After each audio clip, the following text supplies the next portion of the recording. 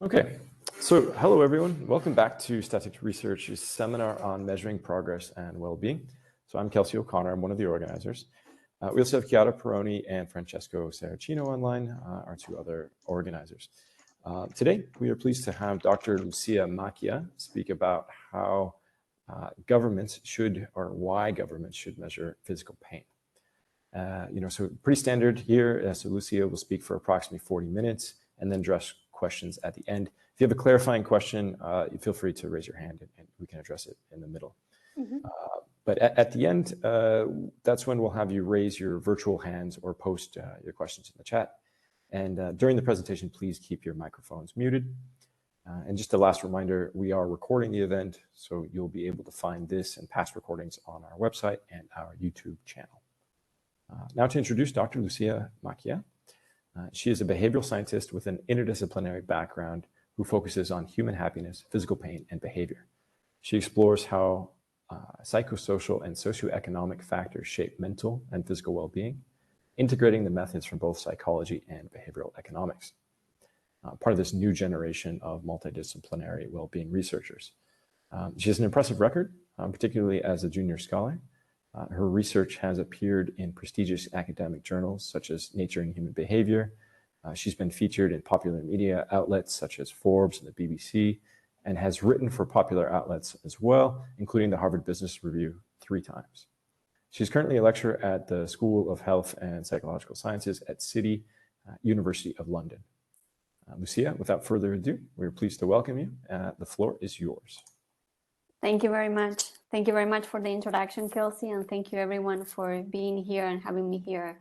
As you all know, or most of you know, it's always a pleasure for me to be here at Static. Okay, so as Kelsey mentioned, today we will talk about why governments should measure physical pain and why we should consider physical pain a measure of well-being. There we go. So to start, we will talk about measuring well-being, which is something that most of us here know about. Then we will talk about well-being, physical pain as a measure of well-being. Then I will present some findings of 3 of my papers on pain. We will discuss policy implications of pain and what can we do to reduce physical pain and the burden on the healthcare system. And at the end, we will discuss what can we do moving forward. So traditionally, GDP has been the key measure of societal progress and well-being. And due to its limitations, researchers and policymakers started using measures of subjective well-being or self-reported well-being, like happiness and life satisfaction. But these measures are under constant evaluation because we need to find, or at least researchers and policymakers want to find indicators that capture other aspects of well-being to have a complete picture of people's well-being and quality of life. Why we can consider physical pain as a measure of well-being to kind of solve that puzzle, or at least move the measuring well-being work forward. Physical pain has recently emerged as a socioeconomic, psychosocial, and behavioral phenomenon. Among the socioeconomic aspects that have been found to be strongly linked to physical pain, we have income, education, and employment, among others, of course. For example, when we talk about income, in general, people with lower income tend to report greater pain than people with higher income, and this finding was present when using different measures of income, for example, absolute income, relative income, and also rank of income, so it's pretty robust. Then with education, there are different findings with education. In fact, there are a lot of papers that look at the combination between race and education, in particular in the United States. But today we will talk about general findings because we would like to take physical pain as a global measure of well-being, regardless of cultural and country differences or specific aspects. In general, people with lower education tend to report greater pain than people with higher education. And the third aspect is employment or unemployment. And the unemployed are more likely to experience pain or experience greater pain than the employed. You may be thinking that physical pain may act or may self-select or may help people self-select into unemployment. So we will talk about this later when I talk about two of my studies on pain and unemployment, both at the macro and on the micro level. And one of the studies tackles exactly this self-selection issue of pain into unemployment or underemployment or any other adverse employment situation.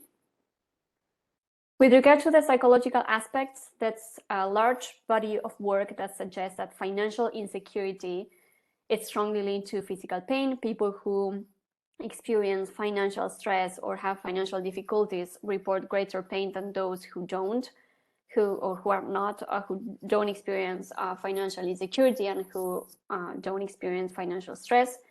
Similarly, job strain is another key factor of pain. Having low control, low level of agency in work, and also high demands it's a big predictor of physical pain.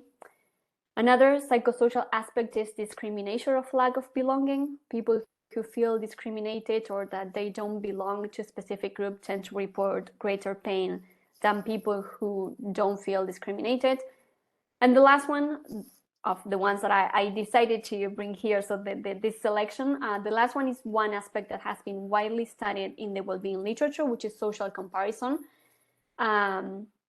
Here, studies show that people who are at the bottom of the income, social, or even socioeconomic status ladder report greater pain than those who are at the top. Then we have the behavioral aspects. Pain has been found to be a key predictor of drug misuse and alcohol, drug abuse and alcohol misuse. People tend to treat pain with painkillers and also illicit drugs, and people tend to self-medicate with alcohol. And at the same time, researchers documented a bidirectional relationship in the sense that pain predicts drug and alcohol misuse, but also drug abuse and alcohol misuse can increase physical pain, and we will go back to this link in a minute. Another important behavioral aspect of physical pain is that pain has important negative consequences for workplace well-being. People who experience greater pain are more likely to quit their job, they are less productive, they are more likely to so pain increases absenteeism, turnover, and people with greater pain are more likely to choose early retirement. So here we have a summary of the literature that I just briefly and very quickly described. So physical pain has emerged as a socioeconomic, psychosocial, and behavioral phenomenon in the sense that all these aspects are powerfully linked to physical pain.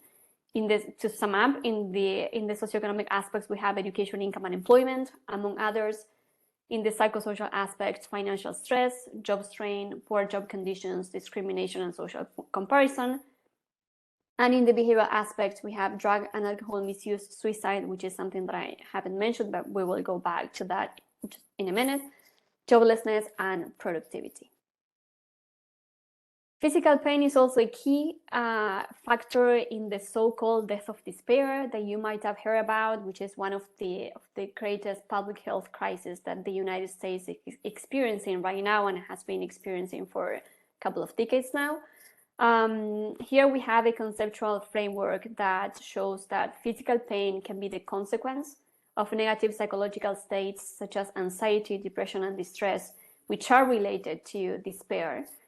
And at the same time, physical pain can be the consequence of these negative psychological states. So research has documented a bidirectional link between negative psychological states that may involve despair and physical pain.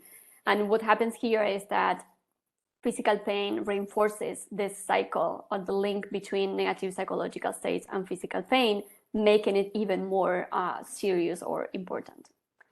On the other side of this figure, we have that physical pain is a key predictor of premature mortality due to drug overdose, alcohol, and suicide.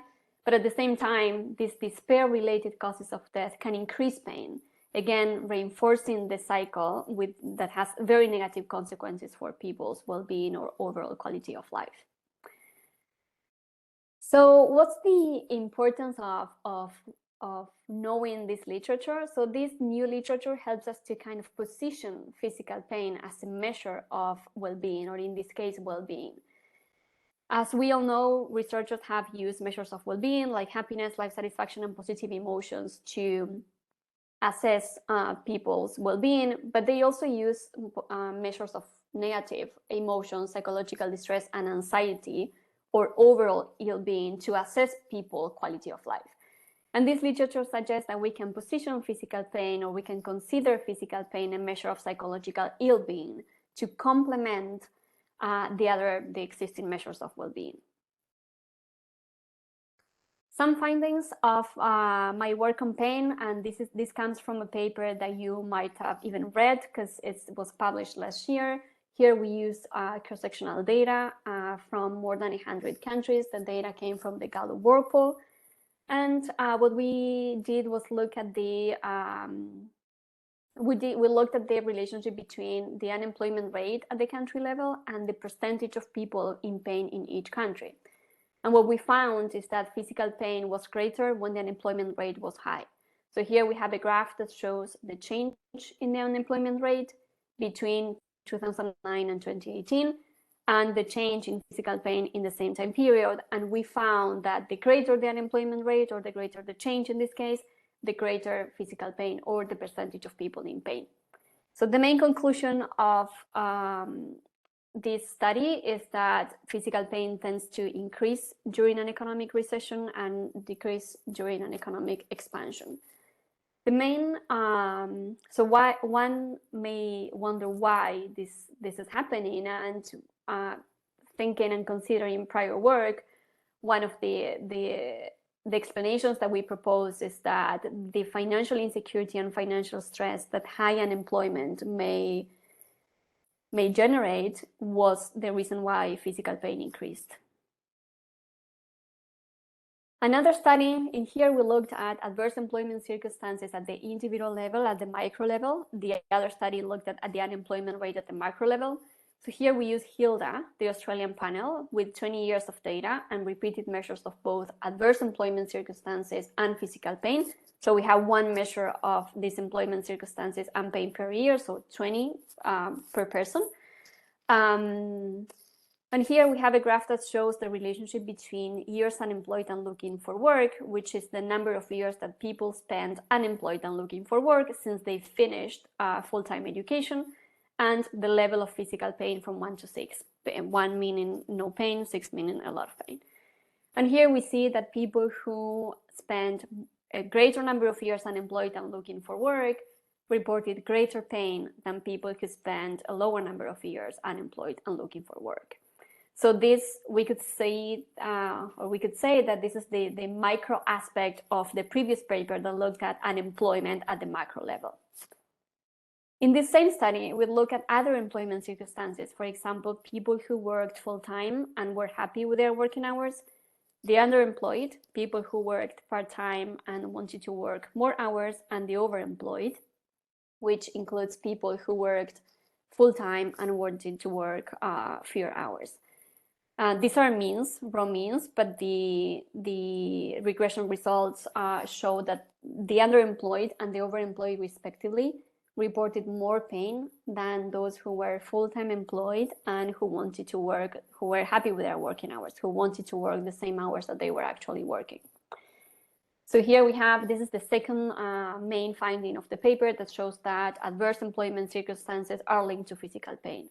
An important aspect of this study is that the previous results, the ones on years unemployed and looking for work and pain, held after controlling for socio-demographic characteristics, occupations of sector, because we know that there are occupations that are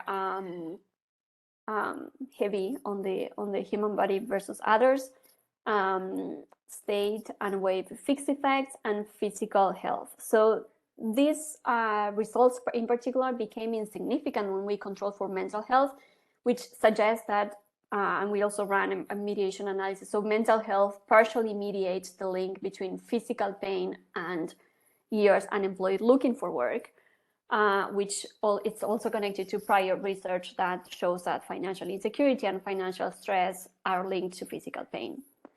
However, these results, the ones on underemployment, overemployment, and full-time employed, held after controlling for sociodemographic characteristics, occupation, wave and state fixed effects, physical health, and mental health.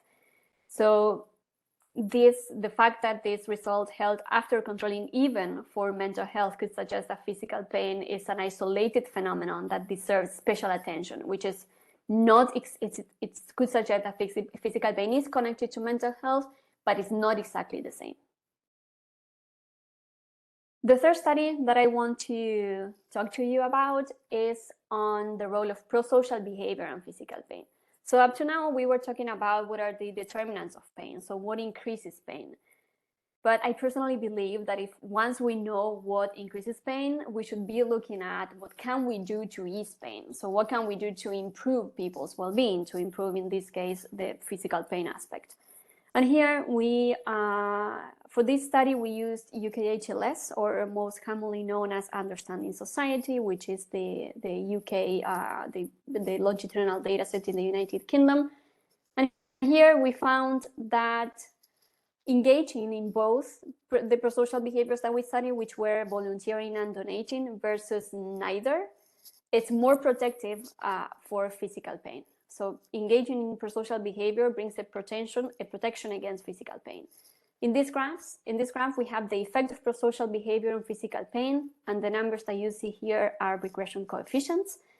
And we see that engaging in both versus neither is better for pain, but the effect of engaging in both is also greater than the effect of engaging in one of those. For example, not volunteering and donating, which is the bar in the middle, and volunteering and not donating, which is the bar on the left.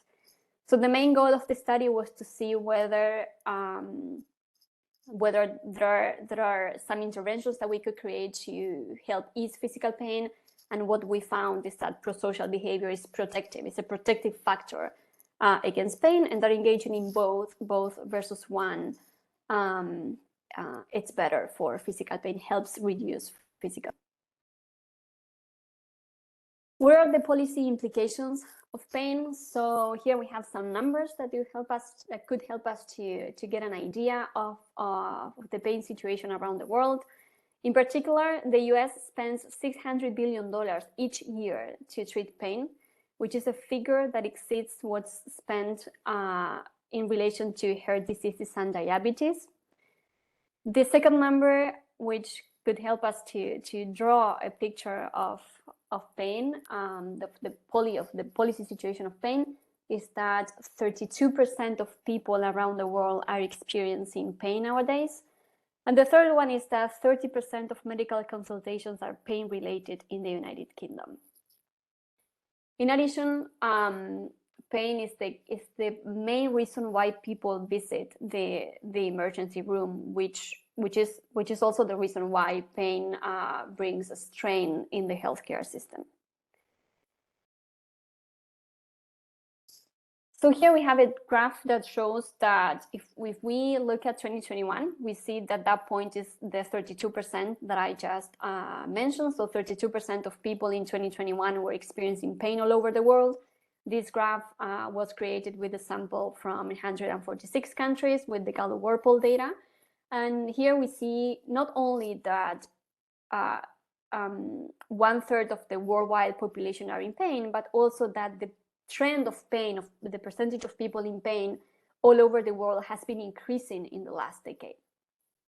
So this graph shows not only that many people are in pain, but also that that's a trend that is increasing. So this is showing us that we should tackle physical pain. We should study what are the determinants of pain, and what can we do to reduce pain, to revert this upward trend somehow. So what can we do to ease pain from a policy perspective? The first aspect that comes from my research and other people's research is employment or unemployment. In line with the unemployment aspect, financial insecurity is another candidate. For example, if we have unemployment benefits, that could help with the the unemployment situation per se, but it could also help people who are not, it will also help not only those who are unemployed, but also those who are employed, because that could bring some sense of security that in case they lose their job, they will have some help. And this could also help with the aspect of financial insecurity and financial stress. It could help people to experience less financial stress and therefore lower physical pain. Another policy implication or potential policy intervention or public health intervention could be to encourage people to engage in prosocial behavior, donations and volunteering. You may be wondering why prosocial behavior helps to ease physical pain, and a good candidate here is that prosocial behavior helps people to develop social connection and to strengthen their social connection. So, and also in our study, I didn't mention this, but in our study we found that the effect of volunteering on prosocial behavior was greater than the effect of donations on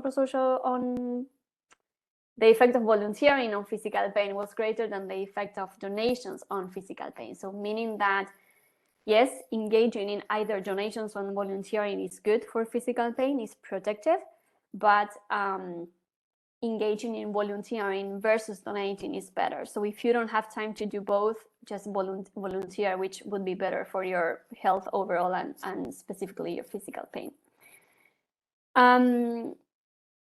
And the other aspect that policymakers could do is to invest in equality, diversity, and inclusion policies. As I mentioned at the beginning, discrimination and lack of belonging is a key predictor of pain. So investing in this type of policies that promote equality, diversity, and inclusion could be a good protective factor against physical pain.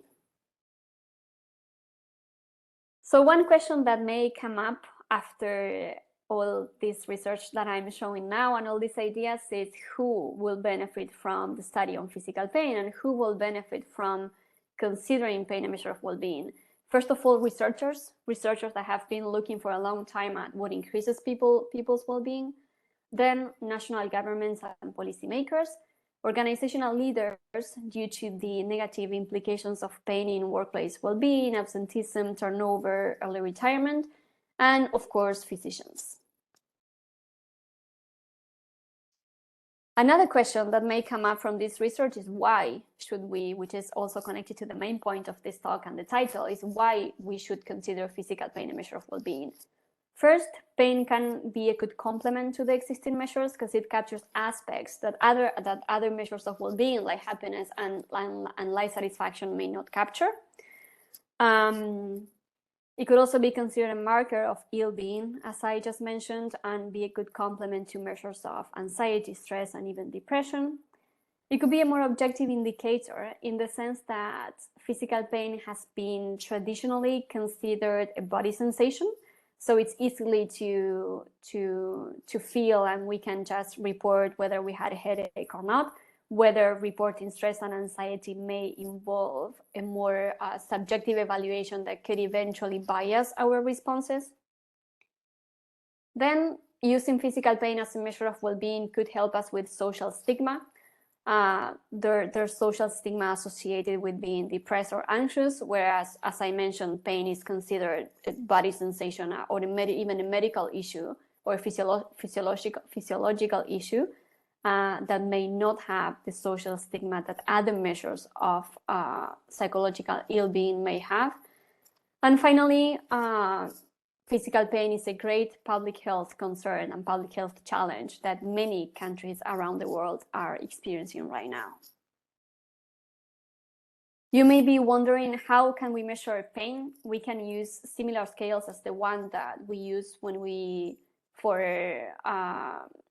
measures of positive well-being or positive emotions like happiness and life satisfaction. And this is a scale that doctors usually use. You might have seen that when you went to the doctor yourself. And the question could be, how much pain are you feeling right now? From 0, which represents no pain, to 10, which represents the worst possible pain. So to wrap up, and going back to the beginning, as I mentioned, and as we all know, GDP has always been the key measure of societal well-being and progress. And then researchers started to use measures of self-reported well-being, like happiness and life satisfaction. And these measures are still under evaluation, and researchers are trying to find additional measures to capture other aspects of well-being. And the main point here is that the fact that physical pain has emerged as a socioeconomic, psychosocial, and behavioral phenomenon suggests that pain could help us solve that question and could complement the 16 measures of subjective well-being that researchers and policymakers have been using. So the main point that I want you to take with you from this talk today is that considering physical pain, which is kind of backed up by all the literature and research that I just showed you, considering physical pain as a measure of well-being can help with the design and evaluation of public policies for well-being and to move the work on how to measure well-being forward. And that's all for now. Thank you very much, and I welcome questions and comments. Thank you, Lucia. Very lucid, clear, and concise.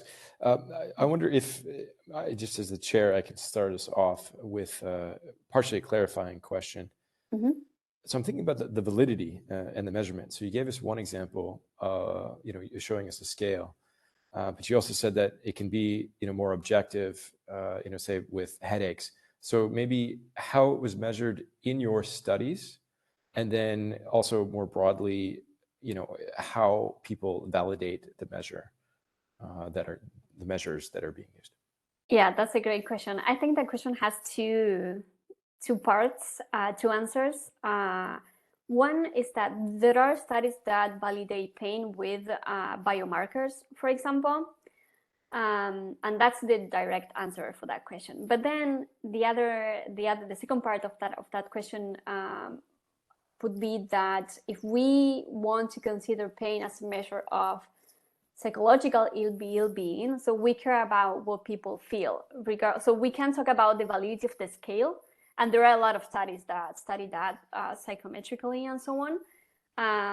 But then we care about what people feel regardless of what the biomarkers say, if we try to position or use pain as a measure of psychological ill-being in this case. And then you also asked me about how pain is measured in my studies. It's a single item measure. There are a couple, so the ones I show three, I think. So one is the one that I use for the percentage of people in pain is have you experienced pain yesterday? Have you experienced pain a lot of the day yesterday, which is the same structure that the Gallup-Whirlpool uses to measure the positive and negative effect indicators. Have you experienced a lot of the day? Have you experienced happiness a lot of the day yesterday? Have you experienced stress? So it's the same structure, but with physical pain. That's one. Then it's the level of pain. How much pain do you feel right now? Or Understanding Society uses how much pain have you experienced in the last 4 weeks, for example, because pain can be something that takes a long time to go away, and it could also be important to know. And the other question that is also popular in the pain literature is pain interference. So to what extent pain interfere with your work? And those are the measures that I've been using that are mostly used in the pain literature. Okay, thank you. That's, I think, very helpful. So everyone, please feel free to chime in now. I see Francesco's raised his hand, and others, either raise your hand or you can write in the chat, and then we'll read it out. And Francesco, you're up first. Yes, thank you, Kelsey. Thank you, Lucia. First of all, I must say that I raised my hands, but I really wanted to send clappings. So, but I profit to ask a question at this point. So basically, I am curious to ask whether the effect that you detect of pain holds above and beyond the effect of well-being. So basically, I wonder if pain is just the negative or absence of well-being, or if it is something else. This is ultimately the question that bugs me. Is it clear? Yeah, that's a great question. So one of the challenges to measure that is that the measures of well-being that we have in large-scale data sets and the measures of pain are both self-reported. So from an econometric perspective, having self-reported measures in both sides of the equation may not be the best way to assess that. So we have one limitation, but we still have an answer. And the answer comes from when we include, for example, measures of physical health or mental health, or even life satisfaction as a control in a pain equation. And the results are still there. So the coefficient may be a little lower, which may suggest that mental health or well-being or life satisfaction may be in between the relationship between pain and whichever independent variable that we are looking at. For example, underemployment, unemployment, or prosocial behavior, which is the ones I showed. But at the same time, the fact that the results still hold after including these measures of well-being may suggest that pain is something else. So it has something of mental well-being. It may be considered mental well-being, but there is something else going on in there that we don't know much about yet. Thank you. Actually, there's a question coming from Joe that overlaps very closely with what your recent response. I don't know, Joe, if you want to go ahead and ask yourself, or otherwise I can read it out. I'll go ahead and read it out then. So he mentions that there's a debate in the literature concerning well-being versus ill-being, that the concept of well-being could be a unidimensional concept in which let's say ill-being is really just the opposite, right? Or low well-being is essentially ill-being. Or are we dealing with a two-factor theory of well-being in which ill-being is not the opposite of well-being? That is, the factors that determine well-being are very different from the factors that cause ill-being. What are your thoughts about this debate? And maybe I'll just add a real quick way to help clarify. Is there a pain equation like there is a happiness equation, and what kind of things fit into that? But just to piggyback on Joe's question. Yeah, that's a great question. So the pain literature, or at least this perspective on the pain literature, is pretty new. So there are a lot of things that we don't know. So there are a lot of socioeconomic determinants of pain that we don't know much about. But we can say that in general, so the direction of the effects on pain and well-being, it's pretty similar. So for example, unemployment is bad for life satisfaction, and it's also bad for pain. So we could say that at the first very raw answer, the determinants could be the same, but at the same time,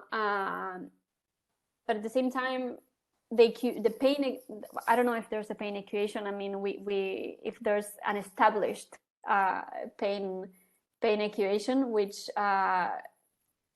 could be very similar to a life satisfaction equation. Okay, Joe, feel free to chime in if you have a follow-up. I have a bunch of questions here, so unless I see anybody else raise their hands. Oh yeah, we have a couple here. Great. So look like Ectorina, you are next. Feel free to chime in. Thank you very much. Can you hear me well? Yep. Okay, great. Thank you very much for the presentation. It was extremely interesting. I have a bunch of questions really, but they're all short, so I hope it won't take much time. So the first one has to do, just continuing the discussion about subjective well-being, ill-being thing.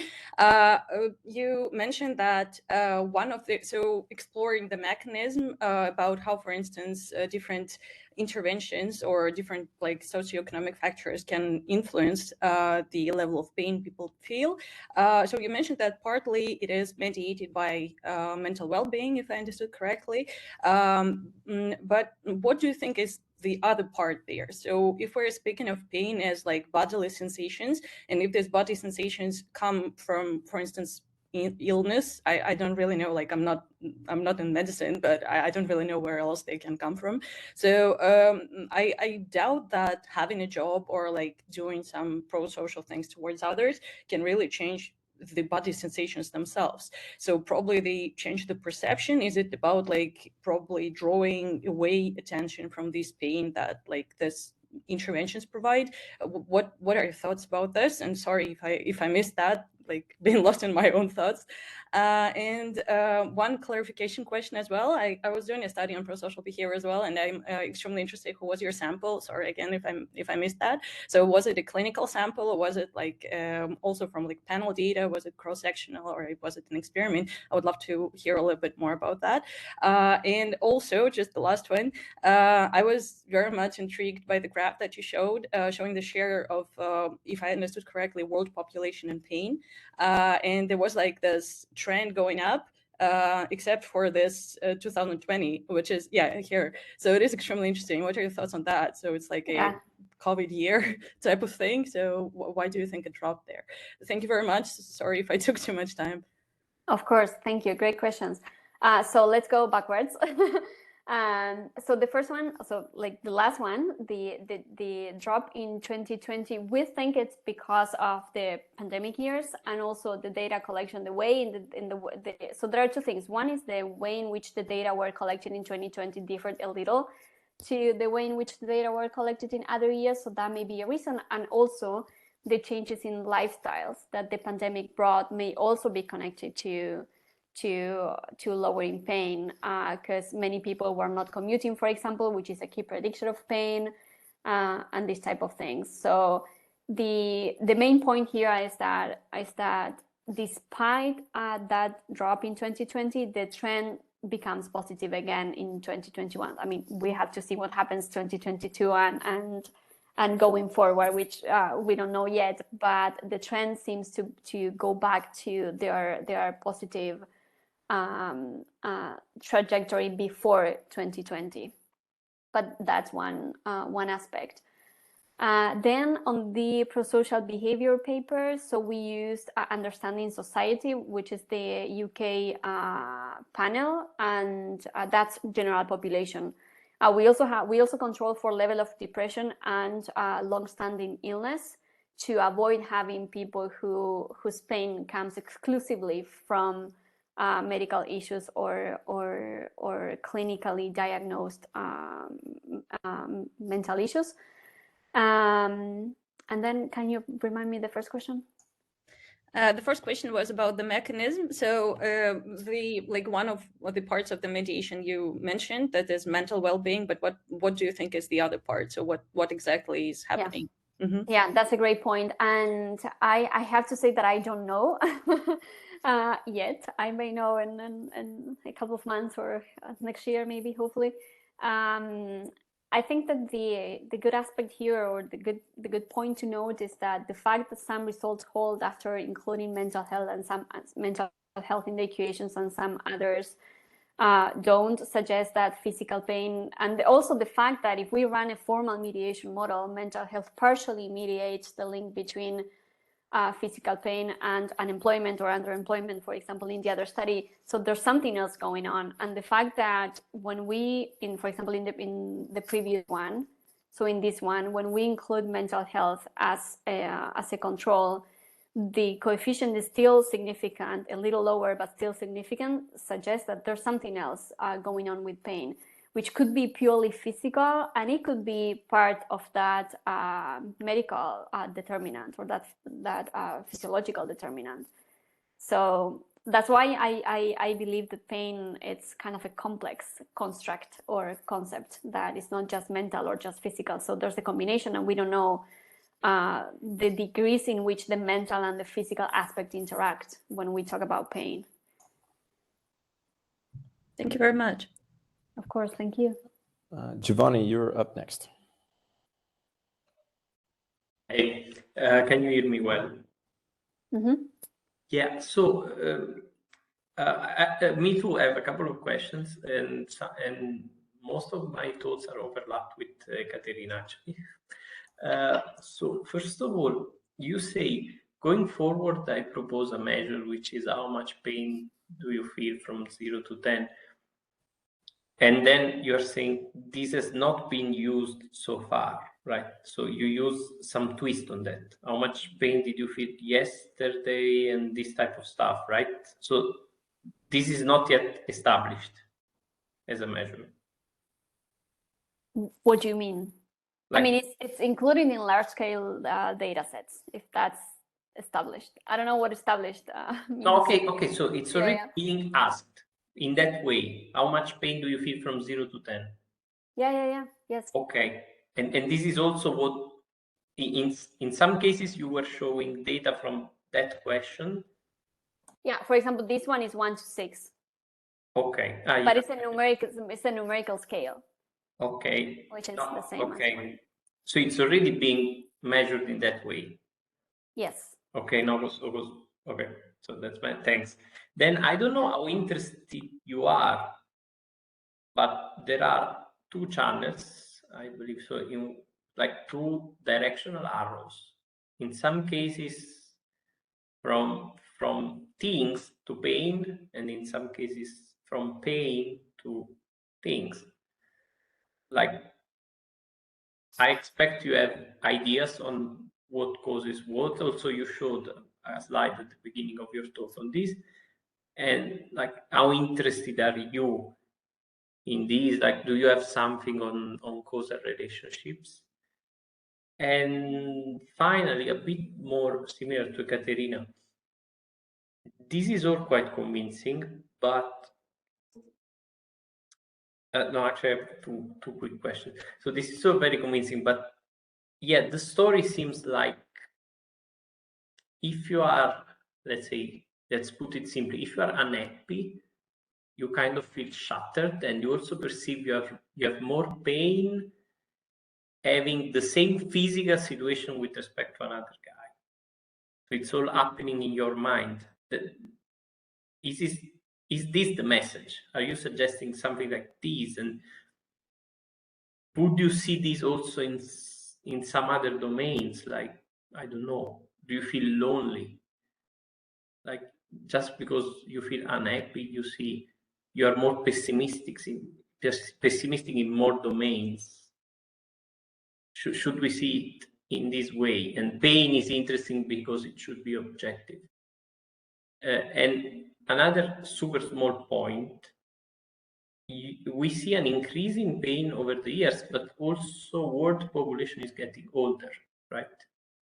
Do you control for that? Because it's totally possible. Okay, so it's not that we are older, so we all feel. No, in fact, let's go again backwards. Thank you for the questions. So first, we control for age in the regressions. That's people age in the cross-sectional are also in the panel and longitudinal level.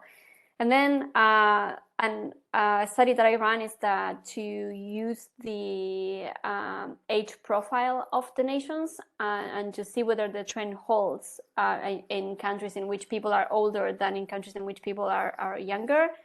And the results showed that the trend in pain is, so pain grew faster in countries with lower age profile. So in countries with younger people. So there's something else. It's not that the pain of the elderly is driving that positive trend. So there's something else going on.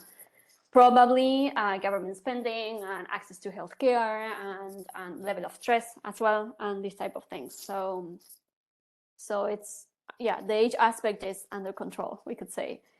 And then you also asked me about the causal links and the bidirectional relationships. So this literature, it's huge, and was this work was conducted by a lot of other people who actually found and documented, even experimentally, the link between pain and anxiety or financial insecurity, financial stress. And there's a lot of work on epidemiology and medical sciences that look at the link between pain and drug overdose and alcohol misuse. So that's all my research, I have to say. That's other people's research that documented the causal link between these aspects. And that was, what was the second question? Yeah, the most important, actually. I see. Just one line. I'm not super clear, but it's more like, how should I think about all of I this? remember. Like, Yes. So there is a link between, for example, life satisfaction and pain, and there's a paper that shows that using Hilda. I think it's in Social Science and Medicine. It was published a couple of years ago. So the idea is not to replace the measures, the existing measures of subjective well-being. It's not that we will stop using life satisfaction or happiness and use just pain. It's that pain can give us a more complete picture of the situation because it can capture aspects that other measures don't capture. So you may be very satisfied with your life overall, but you may be in pain as well. So you may score 10 and 10 in both because you are very happy with your life overall in other aspects, but you may be experiencing pain. So in that aspect, life satisfaction may struggle to capture aspects that pain may capture. So the idea is to use pain as a complement, not a replacement of the measures that we are currently using. I don't know if that answers. I have a quick question on this. Go ahead. On this comment. Sorry. Yeah, no. But then, should I think of, let's say I have two persons who say 10 and 10 for happiness, and one says 9 for pain and 7, the other says 7. Yeah. Should I suppose, and let's say that they have similar physical conditions, I suppose that actually one of the two guys is not able to admit that he's not satisfied with his life. And I can guess this from the answer to the pain question.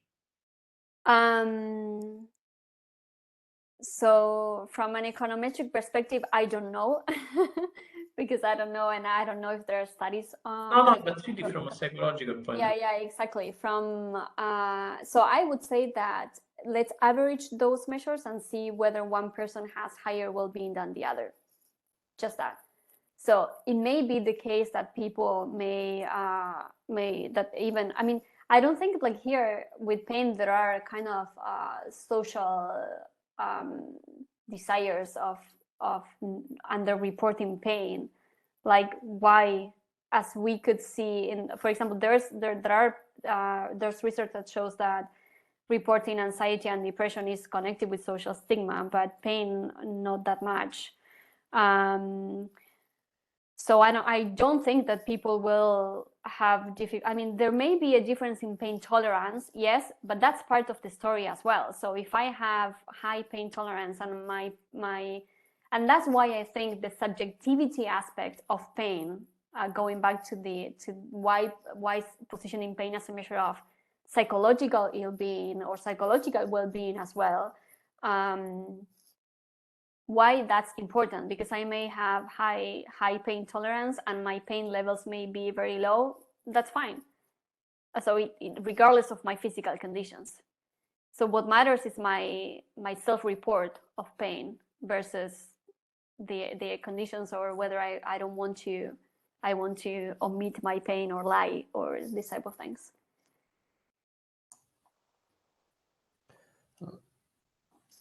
Giovanni, any follow-ups? Or are you good? Go ahead. I'm done. Okay. Okay. Thanks. Thank you. Lucia, I have a question for you. So I've been thinking about, and I think governments and statistical offices are thinking a lot about how to combine different measures. So you're suggesting this should be a complement to alternatives. So, and you gave a partial answer to this question in the last answer, which is averaging life satisfaction and pain. So what if somebody has, one higher life satisfaction and lower pain, and the other one vice versa? So you suggested averaging, but then we also have alternative measures. The ONS4. We have, let's say, meaning in life, loneliness, anxiety, depression, worry, joy. So I think it'd be beneficial for you to show us when pain works better than alternative measures. And then, is pain more of a predictor of job quits, just as an example, or an alternative, show us in combination with, and so you can tell me partially your answer to this question could be, you can tell me when this has been done. Put life satisfaction and pain together to predict some sort of outcome, or the recession has a larger impact on pain than it does on life satisfaction, show them both together. So you think of various different horse races to help us, understand when one works better than another, or if we should be averaging them. And then you're placing an equal weight on pain and on life satisfaction. Does that make sense? Yes. It does. Okay. So yes. Okay. So tell me more about that, and then maybe other variables that we should or shouldn't be including with equal weight. Yeah. Thank you. So I think it depends on what do we want from a policy perspective. Do we want a measure of well-being? Okay, we can average. We can get a measure of positive emotions or ill-being, and then we can include pain in the average with anxiety, stress, and depression, and we can then average or combine well-being and ill-being to have a measure of overall well-being. So that's one point. I haven't seen a study that compares the power of pain and life satisfaction in predicting behavior. It has been shown that pain predicts behavior, health behavior, and for example, work behavior and these type of things.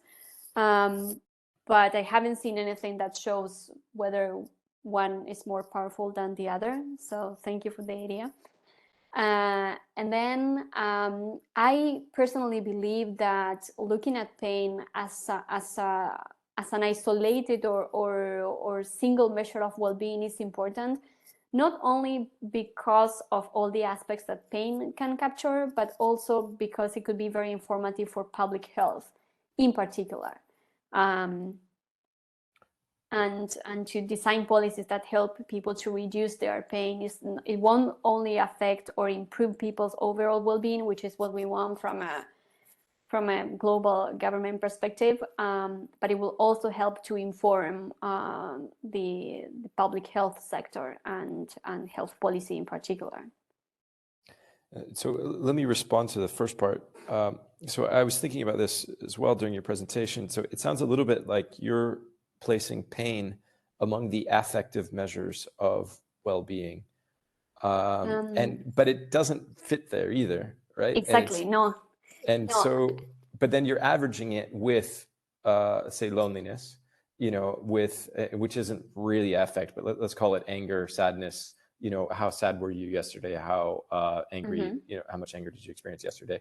So it sounds like it's being kind of lumped in with affect. It's not evaluative either. So it doesn't, I don't know where it fits. And then, so that's part of the reason why averaging is difficult. And then, that positive and negative affect load on different factors. So they aren't, this is related to Joe's question. So empirically, they are not just the opposite of each other. They're really capturing different things. They're related, but they're a little bit askew. So, so I think it may be a challenge to find the place to put it and then to average. Yes. Okay. Yeah. I'm not a fan of averaging things from a psychological econometric perspective, I had to say.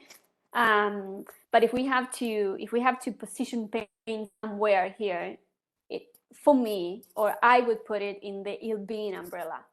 Then, if it's better to average or not, we'll have to conduct the best study to see what's better from an econometric perspective. It is true that some data sets or surveys, large-scale surveys, have considered or treated pain as an affect aspect, an affective measure, and like that one, did you experience physical pain yesterday? Did you experience happiness or sadness yesterday? They are in the same, they are considered emotions somehow. But so what I mean with averaging is maybe, I wouldn't consider pain an affective measure. It's not evaluative either. So we have to think about that. So I like measuring pain as an isolated factor and a measure of well-being or ill-being in this case per se. But if we have to see what's the level of ill-being of someone, I would include pain as well. You know what I mean? Yeah, definitely. One other idea just related to this is you might look at asymmetric impacts. So an increase in unemployment versus a decrease. And, yeah, we looked at that. Okay, so yeah, you can tell us more. So if it is symmetric or asymmetric, that helps us get an idea, I think, of whether or not it is just the low end or the high end of a scale, or if they're really at different concepts, ill-being versus well-being. Yeah, it's pretty much symmetric, and the pattern of the results are very similar to the ones on life satisfaction. Okay. Yeah. That's helpful though. That's interesting. So. Yeah, but a lot to think about here, so it's good. Yeah, and I'm dominating questions here. Anybody? Oh, Joe has a question. Great, Joe, would you like to ask? Yeah, sure. You know, you raised the question, or at least the possibility of there might be an equation in which we talk about well-being as a function of blah, blah, blah. It makes me think, it takes me back to Ed Diener's original conception of subjective well-being. In his original conception of subjective well-being, he talked about well-being as, in essence, a function of three factors. One is life satisfaction. The second factor is positive and negative affect, or at least a preponderance of positive affect over negative affect. And the third one, which is very pertinent to, again, the discussion here, is the absence of depression.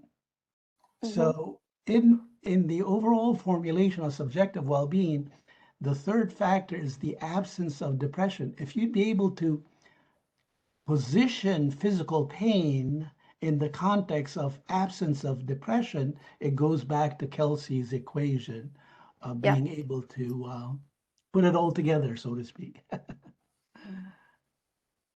Yeah, that's a great point. Yes, that's one possibility. So yeah, think about the possibility of positioning it within the concept of depression. I'm not sure exactly how you're gonna be able to do that, but that may be a challenge. Yeah, and that's a great idea. Thank you. In fact, that speaks to the current debate on whether so is the goal to increase happiness or to reduce misery, to reduce stress, depression, and anxiety. So it speaks to that as well. Right. Yeah. Thank you. Thank you so much. So we're actually right on time. Anyone have any last questions? Looking at the chat. Oh, we have one from Ekaterina. Average correlation between subjective well-being indicators and pain at the individual and aggregate level. It's not that high. I think it was 0.27 or something like that. I don't have the exact number in my mind, but it's not that high. And just to push a little, do you know if it differs between the individual and aggregate level? It's probably higher at the aggregate level, but I'm not sure. Yeah, I imagine the same, but I don't have those numbers in my mind right now, but I can look. Yeah. That's helpful. Thank you. Thank you. Anyone else? Last questions? Oh, and I think Joe says, thank you. So yeah, that's a good time to close, I think. So yes, thank you very much, Lucia. That's, as I said, lucid, concise, clear, interesting topic. Thank you again for speaking with us. Thank you very much for having me here and all the questions. Thank you. Great. Yep. All right, take care, everyone. We'll be back in a few weeks. You can see our schedule online, and you'll be able to see this recording there as well. So, thanks again. Bye. Thank you. Bye. Thank you. Thanks. Bye.